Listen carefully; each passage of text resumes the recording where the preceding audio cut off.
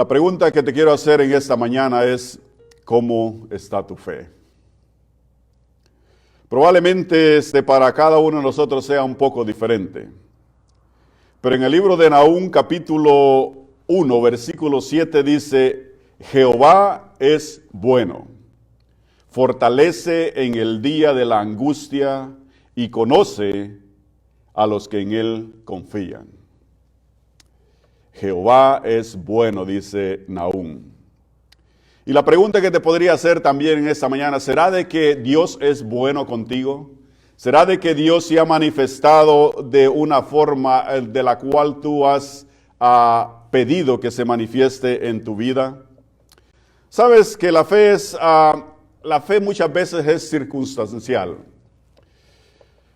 A veces, de acuerdo a lo que nosotros pedimos, y si la respuesta a lo que nosotros hemos pedido se hace realidad, nuestra fe sentimos que crece. Nuestra fe sentimos de que, amén, sobreabunda a nuestro alrededor y hay gozo, hay paz y tranquilidad en nuestra vida, en nuestros hogares. Pero ¿qué cuando es lo opuesto? Cuando la fe nos ha abandonado. O cuando pensamos, entre comillas, de que lo que le hemos pedido a Dios no se ha manifestado en nosotros. Entonces es totalmente diferente, ¿no? ¿Sabes? Por eso digo yo que es circunstancial en muchos de nosotros. Porque hay veces no percibimos lo que en verdad Dios quiere en nuestras vidas y analizamos o categorizamos o calificamos a Dios de acuerdo a mis bendiciones. No de acuerdo a lo que Dios tal vez quiere para mi vida. En esta mañana, tal vez te podrás estar preguntando, ¿dónde está Dios? Tal vez la pregunta o tal vez lo que le has pedido a Dios por mucho tiempo no se ha hecho realidad en tu vida. Tal vez lo que le has suplicado a Dios, tal vez de que salga de una enfermedad, de un problema económico, de un problema familiar, tal vez no se ha hecho realidad y por esa razón tal vez te estás preguntando, ¿dónde está Dios? Y sabes, esa es la misma pregunta que se hacía Habacuc en el capítulo 1. Si quieres abrir tu Biblia en el libro de Habacuc, capítulo 1, dice, ¿hasta cuándo, Jehová, gritaré sin que tú me escuches y clamaré a causa de la violencia sin que tú salves? Hasta aún el profeta presenta y empieza con esa clamación hacia Dios. ¿Hasta cuándo? ¿Hasta cuándo, oh Dios? Y tal vez puedas decir, bueno, las circunstancias que está presentando aquí el profeta son totalmente diferentes a las mías. Porque en mi vida no hay una batalla, no hay un ejército que me está siguiendo. No hay un ejército que va a venir a atacar mi país o mi casa. El versículo sigue diciendo, el versículo 3 dice, ¿por qué me haces ver iniquidad y haces que vea tanta maldad? Ante mí solo hay destrucción y violencia, pleito y contienda se levantan. Tal vez podrás decir, bueno, en mi situación no hay ese tipo de problema, no hay destrucción, no hay contiendas. Pero sabes, nosotros cada día estamos en un campo de batalla. Y el problema más grande de que a veces la batalla, aquel que viene contra de nosotros no podemos verlo, es algo invisible. Dice el versículo 2, dice, Jehová me respondió y dijo, escribe la visión, grábala en las tablas para que pueda leerse de corrido. Aunque la visión tarde en cumplirse, se cumplirá a su tiempo, no fallará. Aunque tarde, espérala, porque sin duda vendrá, no tardará. Es mejor una letra borrosa, y podemos detenernos ahí. Déjame leer nuevamente. Jehová dice, me respondió y me dijo, escribe la visión, grábala en tablas para que puedas leerse de corrido. Déjame pararme acá. ¿Por qué razón el Señor le pide al profeta que escriba? Sabes de que cuando nosotros escribimos tenemos algo palpable de la realidad que estamos escribiendo. Y cuando sucede, tenemos algo para comprobar de que antes de que sucediera ese evento, ya se había dicho. Eso es lo que está tratando Dios de decirle al profeta, de que escriba. Aunque la visión dice tarde en cumplirse, se cumplirá a su tiempo, no fallará. Aunque tarde dice, espérala porque sin duda vendrá y no tardará. No importa a veces cuánto esperemos nosotros en nuestra vida espiritual. No importa cuánto esperemos a que lo que le hemos pedido a Dios se haga realidad en tu vida y en mi vida, tarde o temprano vendrá. Porque como dice un dicho, dice, más vale una letra borrosa que una mente brillante. Y eso es lo que estaba tratando de decir el Dios al profeta, de que escribiera para que cuando se cumpla, nosotros veamos en verdad y analicemos de que Dios desde mucho tiempo atrás lo había dicho. ¿Dónde está Dios? ¿Será de que aún reconociendo y sabiendo quién es Dios, nos seguimos haciendo esa pregunta, ¿dónde está Dios? Sabes, a veces reaccionamos diferentes a la vida de acuerdo cómo estamos nosotros en nuestra vida espiritual. A veces pensamos de que el sol ya no sale para nosotros. A veces pensamos de que en nuestra vida solamente hay oscuridad. A pesar de que ya hemos leído la palabra de Dios y reconozcamos de que Dios es grande, a veces creemos de que la tormenta me está destruyendo y me va a tirar mi hogar, va a tirar mi vida. Pero, ¿sabes? Dios es bueno. Dice en el libro de Mateo, capítulo 5, versículo 45. Dice, así ustedes, dice, serán hijos de su Padre que está en el cielo. Pues Él hace, dice, que el sol salga sobre malos y buenos y manda la lluvia sobre justos e injustos. Sabes que en nuestra vida a veces podemos ver a nuestro alrededor. Y bueno, las personas que hemos crecido en el campo hay veces que nos damos cuenta cómo cuando la lluvia temprana llega, empieza a nacer todo. Y cuando la lluvia tardía cae, es para poder recoger la cosecha. Y hay veces que vemos de que las personas que nosotros categorizamos en nuestra mente humana, de que tal vez no llevan una relación con Dios, decimos, ¿por qué razón los cultivos de esas personas están frondosos y están produciendo más? Pero aquí dice la palabra de Dios, hay veces cuando hay oscuridad, cuando hay tristeza, cuando nosotros no creemos de que las cosas van bien, aún así dice el sol sale para buenos y para malos, como la lluvia también cae para buenos y para malos. Querido hermano, sabes, en nuestra vida a veces tenemos que tener paciencia. Paciencia para esperar y ver con nuestros propios ojos, palpar con nuestra propia vida qué es lo que Dios puede hacer en nuestra vida. O el escritor Peter Marshall escribe, dice, enséñanos, Señor, a disciplinar nuestra paciencia, porque el esperar es más duro que trabajar. Hay veces que nos hace más difícil esperar. Y más en estos momentos en los cuales estamos dentro de 4 paredes y hay veces no podemos salir o no podemos efectuar aquello que nosotros queremos. Hay veces que nos hace difícil esperar en nuestros hogares. Esperar y clamamos a Dios y le pedimos y le decimos, Dios, ¿por qué razón no estás actuando ahora? Elena G. de White también escribe, en una cita de octubre encontramos, dice, no tenemos nada que temer al futuro, al menos que olvidemos la manera como Dios nos ha conducido y lo que nos ha enseñado en nuestra historia pasada. Déjame leer nuevamente este pensamiento. No tenemos nada que temer al futuro, dice, a menos que olvidemos la manera como Dios nos ha conducido y lo que nos ha enseñado en nuestra historia pasada. Si nosotros recordamos y analizamos lo que Dios ha hecho en nuestra vida en el pasado, no vamos a tener ningún problema en esperar. Porque nuevamente Dios se va a manifestar en nuestra vida. Nuevamente Dios va a contestar mi pedido. Dios se va a manifestar en las necesidades que yo tengo de la misma forma que lo hizo en el pasado. Y estamos seguros de que lo va a hacer en el momento preciso, en el momento que nosotros necesitamos. Hay veces tenemos que enfrentar la situación. Hay veces que a pesar de que no veamos la manifestación de Dios, tenemos que enfrentar el problema, la dificultad que estamos pasando. A veces Dios quiere ver cuánto queremos eso, cuánto anhelamos o cuánto confiamos en Dios. Y sabes, en esta mañana vamos a analizar lo que está escrito en el libro de Samuel.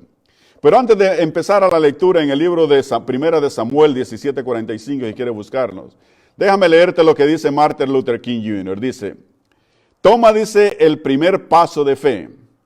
Tú no tienes que ver, dice, todos los escalones, solo toma el primer paso. A veces queremos ver todos los escalones, a ver dónde termina esa escalera, pero sin embargo, Martin Luther King, que fue un hombre grande en este país, él dice, toma el primer escalón, aunque no vea a los demás, empieza a caminar.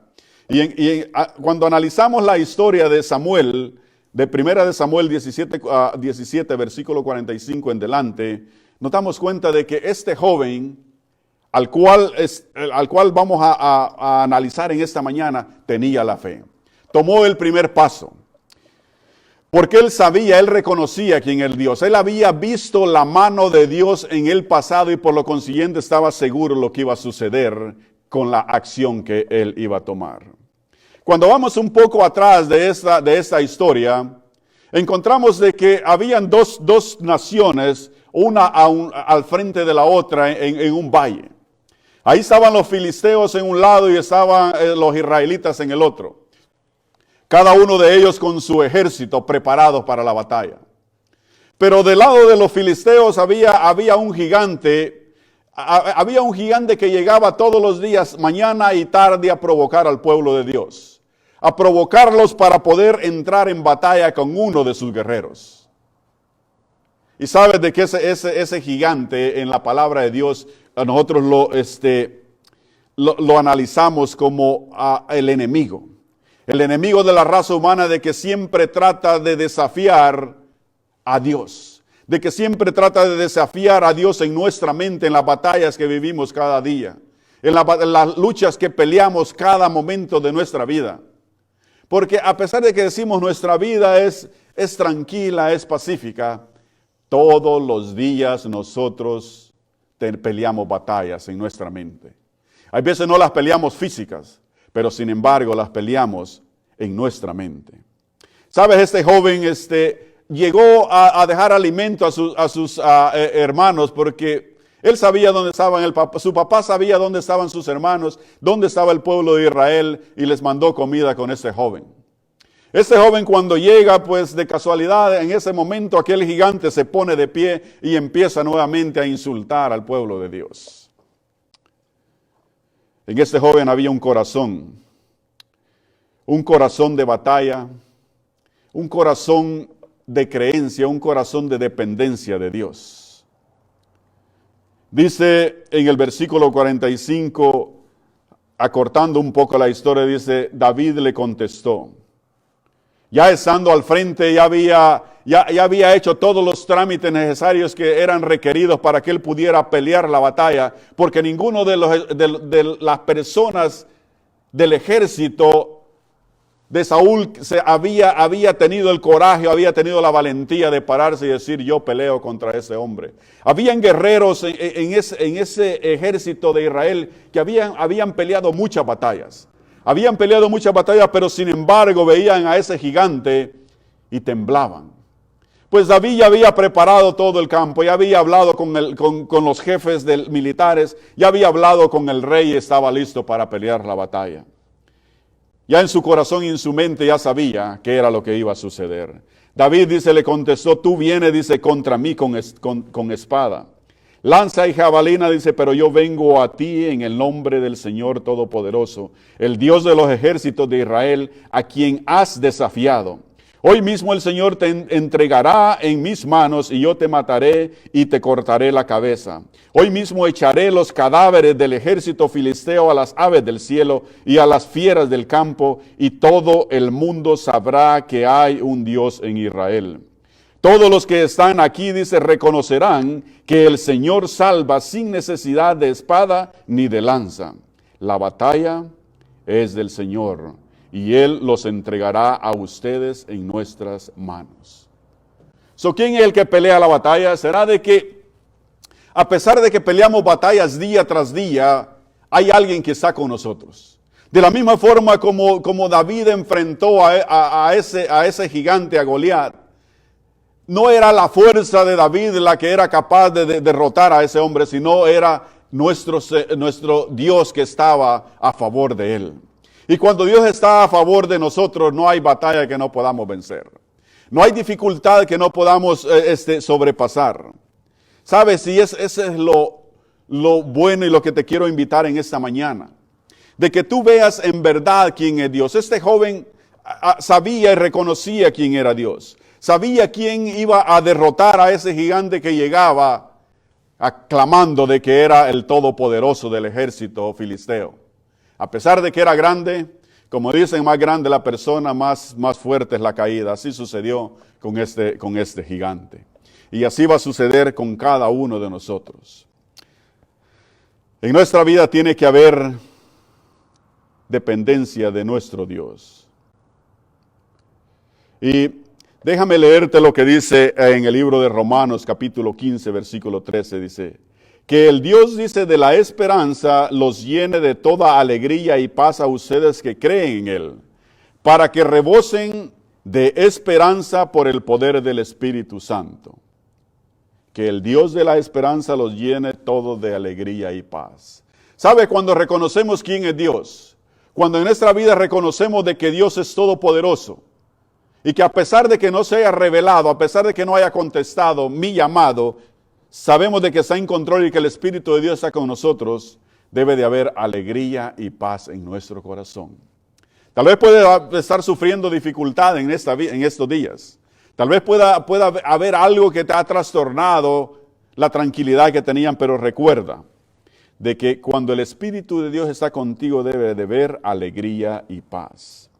En el libro de Santiago capítulo 1 también nos dice, Dios, en la versión Dios le habla hoy, dice Santiago, siervo de Dios y del Señor Jesucristo, saludos a las 12 tribus de Israel esparcidas por todo el mundo. Y ese saludo vendría también a nosotros. Fortaleza, dice, en las pruebas, y eso es lo que aquí está tratando de presentar. Dice en el versículo 2, hermanos míos, dice, ustedes deben tener por muy dichosos cuando se ven sometidos a pruebas de toda clase. Déjame leer de nuevo, dice, hermanos míos, ustedes deben tenerse por muy dichosos cuando se vean sometidos a pruebas de toda clase. Pues ya saben, dice, que cuando su fe es puesta a prueba, ustedes aprenden a soportar con fortaleza el sufrimiento. Pero procuren, dice, de que esta fortaleza los lleve a la perfección y a la madurez plena sin que les falte nada. Esa situación, esas circunstancias que estemos viviendo en nuestra vida, nos van a fortalecer en la seguridad, en la confianza. El versículo 5 sigue diciendo, si a alguno de ustedes les falta sabiduría, podemos decir les falta fe, pídansela a Dios y Él se las dará, pues Dios da a todos sin limitación y sin hacer reproche alguno. Pero dice que pedir con fe, sin dudar nada, porque el que duda es como una ola de mar que el viento lleva de un lado a otro. Quien es así, dice, no crea que va a recibir nada del Señor, porque hoy piensa una cosa y mañana otra, y no es constante en su conducta. Santiago nos está invitando a que nosotros lo que pidamos, lo pidamos con fe y seguridad, sabiendo de que Dios nos la va a dar, pero también al mismo tiempo nos está invitando a que seamos rectos, a que podamos mantener nuestra palabra, a que podamos mantener esa relación que queremos tener con Dios. Él nos está invitando a que podamos hacer, dice, a que podamos hacer eso. Pero, dice el versículo 6, pero dice que pedir con fe sin dudar nada, porque el que duda es como una ola del mar que el viento lleva de un lado a otro. Y creo que cada uno estamos familiarizados con esa imagen que está tratando de presentar aquí. Las olas del mar van y vienen, pero sin embargo ninguna es sólida en quedarse en ningún lado.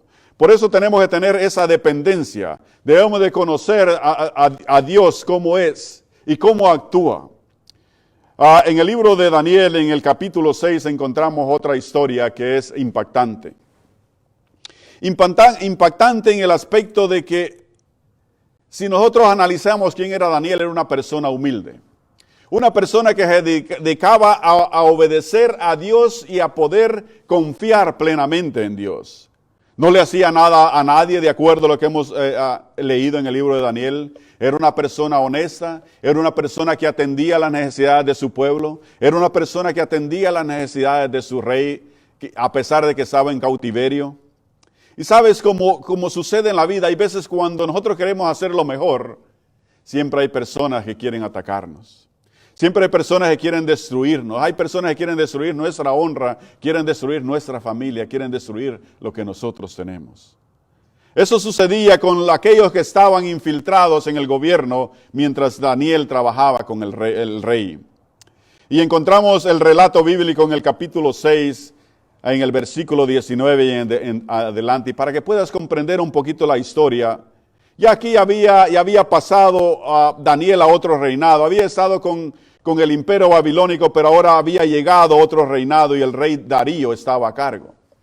Los medios y los persas eran reconocidos que por lo que decían era una ley infalible, no podían cambiar absolutamente nada. Aquellos líderes que estaban alrededor de este rey le pidieron que hiciera un edicto en el cual sabían de que iba a afectar a Daniel porque a Daniel le gustaba orar 3 veces al día. Cerraba sus puertas de su hogar y le pedía al Dios de Israel que le ayudara en lo que estaba haciendo, en el trabajo que hacía. Y esos hombres la maliciaron y empezaron a querer hacer algo en contra de Daniel. Una forma práctica que podían hacerlo era haciendo de que el rey firmara esa ley, de que el rey firmara ese edicto. Y en ese edicto pues se decía de que aquel que orara a otros dioses tenía que ser castigado. Dice el versículo 19. Dice, el rey, dice, por tanto se levantó muy de mañana, dice, y fue apresuradamente al foso de los leones. Y tú te preguntarás, ¿por qué fue el rey Darío al foso de los leones? Pues déjame decirte con mis propias palabras qué era lo que sucedía. Sucedía de que el edicto que había sido firmado por el rey decía de que aquellas personas que oraban a otros dioses tenían que ser castigados. Pues uno de los castigos grandes, después de que encontraron a Daniel orando en su aposento, fue de ir al rey y decirle lo que estaba haciendo Daniel. Y como el edicto había sido firmado y no podía ser cambiado a pesar de todo lo que hizo el rey por cambiarlo porque amaba a Daniel, el rey Darío, tuvieron que llevarlo a ese foso de los leones. Y ese foso de los leones no era algo sencillo, algo simple. Estaban los leones más feroces que pueden existir. Los leones más feroces que podían destruir cualquier cosa que cayera en ese lugar. Cualquier persona que se rebelaba contra el rey era alimento de esos leones. Por esa razón, lo primero que hacen es provocar a Daniel. Daniel es llevado cautivo y es tirado a ese foso de los leones. Allí aquellas personas que querían atentar contra la vida de Daniel dijeron, aquí se terminó la gloria de Daniel. Pero sin embargo no sabían quién estaba detrás de todo eso. No sabían de que Daniel era un siervo fiel de Dios. Y dice, después de que sucede eso, después de que Daniel es llevado al foso de los leones y es tirado y es dejado allí, y hay tristeza en el corazón del rey Darío, nos damos cuenta de que el rey en su angustia, dice en el versículo 19, el rey dice, por tanto se levantó muy de mañana y fue apresuradamente al foso de los leones. Y acercándose al foso, dice, llamó a voces a Daniel con voz triste.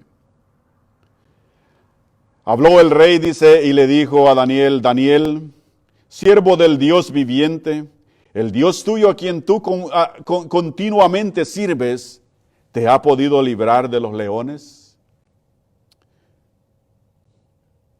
Déjame leer nuevamente esta parte. Dice, acercándose al foso llamó, dice, a voces a Daniel con una voz triste.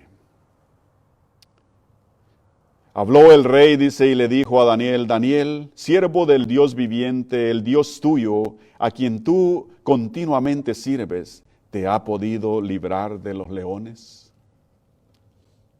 En el corazón y en la mente de aquellas personas que lo habían mandado a ese foso, pues no había nada que pudiera decir lo contrario de que Daniel todavía vivía. Porque esos leones eran feroces. Esos leones destruían todo lo que caía. Entonces, dice, Daniel respondió al rey y le dijo, oh rey, vive para siempre. Mi Dios envió a un ángel el cual cerró la boca de los leones para que no me hicieran daño. Porque ante él fui hallado inocente y aún delante de ti, oh rey, yo no he hecho nada malo. Entonces se alegró el rey, dice, en gran manera a causa de él. Y mandó a sacar a Daniel del foso, y fue Daniel, dice, sacado del foso, y ninguna lesión se halló en él porque había confiado en Dios. Entonces dice, se alegró el rey en gran manera a causa de él, y mandó a sacar a Daniel del foso, y fue Daniel sacado del foso, y ninguna lesión se halló en él. ¿Por qué? Dice, porque había confiado en su Dios. ¿Confías tú en tu Dios? ¿Confías tú en el Dios que hizo los cielos y la tierra? O tal vez dudas. Tal vez te haces preguntas como la que el rey le hizo la pregunta a Daniel. ¿Será que el Dios a quien tú sirves fielmente te ha salvado? Sabes, interesante porque muchos de nosotros como humanos pasamos, hay veces, por circunstancias. Circunstancias en las cuales, a pesar de que Dios se ha manifestado en nuestra vida anteriormente, hay veces que se nos hace difícil creer de que Dios va a actuar otra vez en nuestras vidas. Pero Dios es misericordioso, su amor abunda sobre todas las cosas. Por eso en el libro de Hebreos capítulo 11 nos da qué es fe. Y nos dice qué es fe. Fe dice es pues, dice la fe, la certeza de lo que espera, la convicción de lo que no se ve. Es pues la fe, certeza de lo que se espera, la convicción de lo que no se ve. Nosotros no podemos ver a Dios, pero sí hemos visto lo que Dios ha hecho en nuestra vida y en la vida de los demás.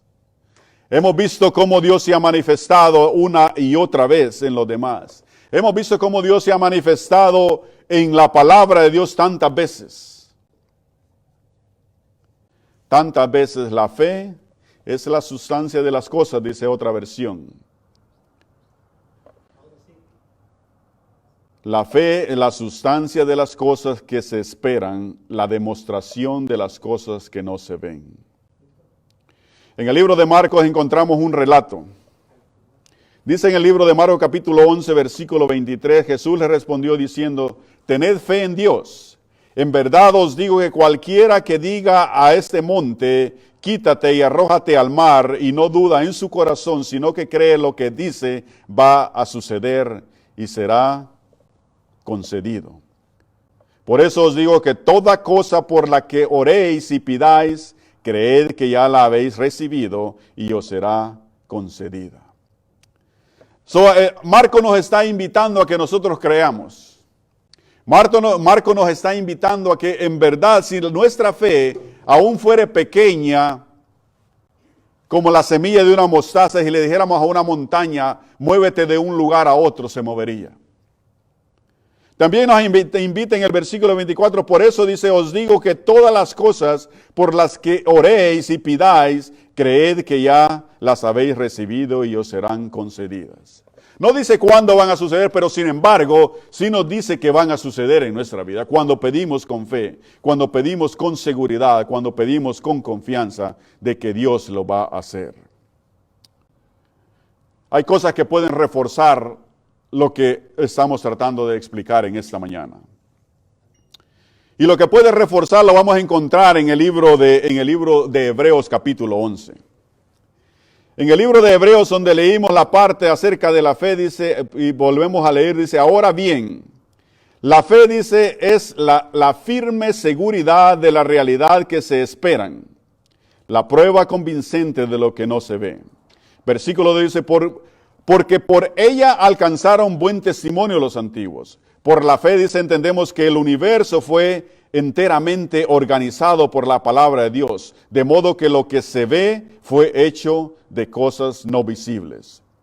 Versículo 4 dice, por la fe, Abel ofreció a Dios un excelente sacrificio que Caín, por lo cual alcanzó testimonio de que era justo, dando Dios, dice, testimonio sobre sus ofrendas, y muerto aún habla por ellas.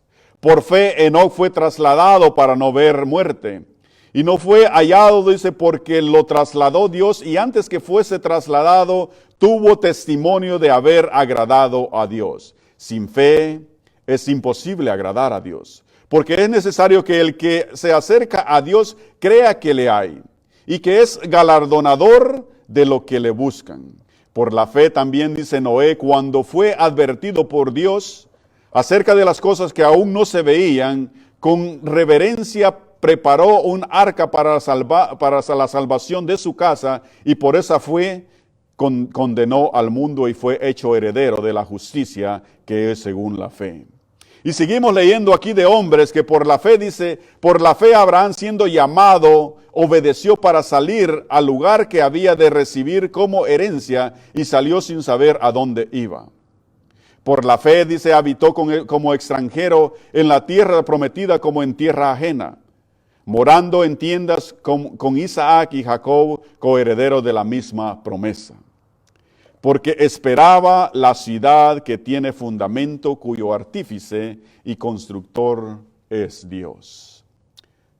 Hay una lista inmensa en este capítulo acerca de aquellos hombres que por la fe hicieron tantas cosas.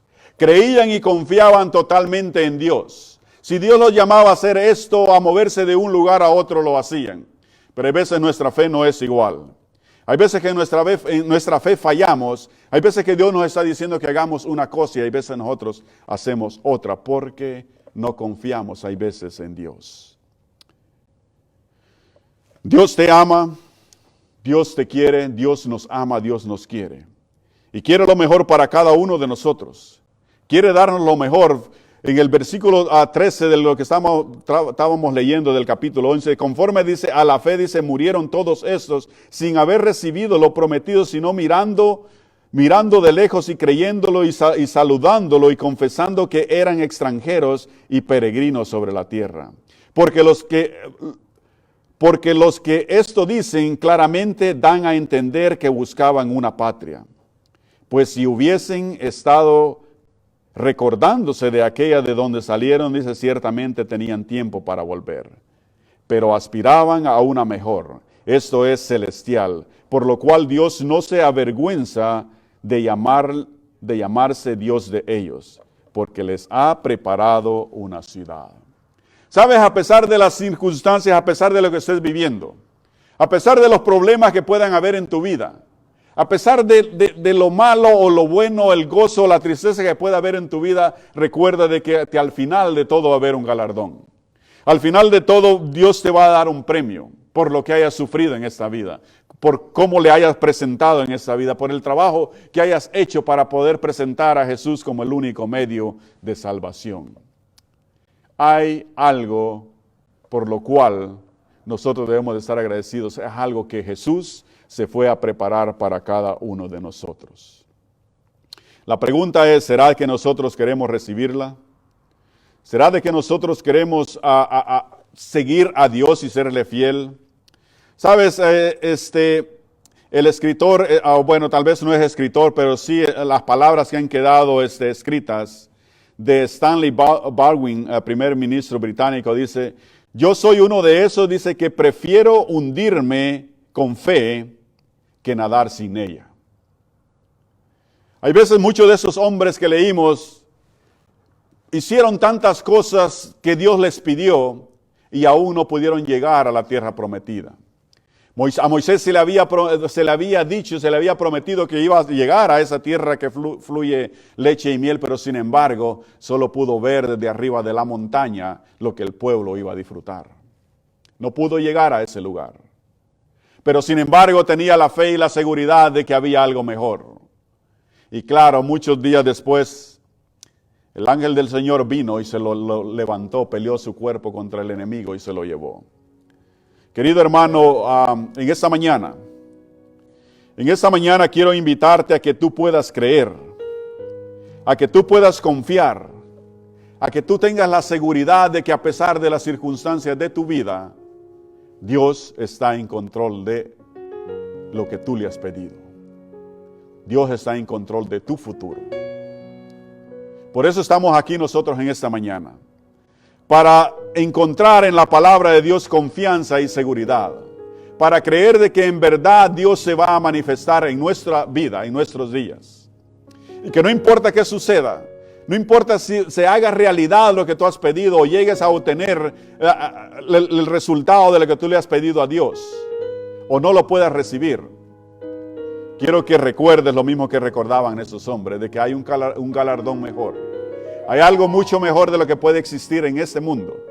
En este mundo podemos tener tal vez una casa, podemos tener un carro, podemos tener tal vez un negocio, o podemos tener una familia hermosa, podemos vivir en el país más protegido del mundo, pero sin embargo, eso no me da la seguridad de una vida eterna.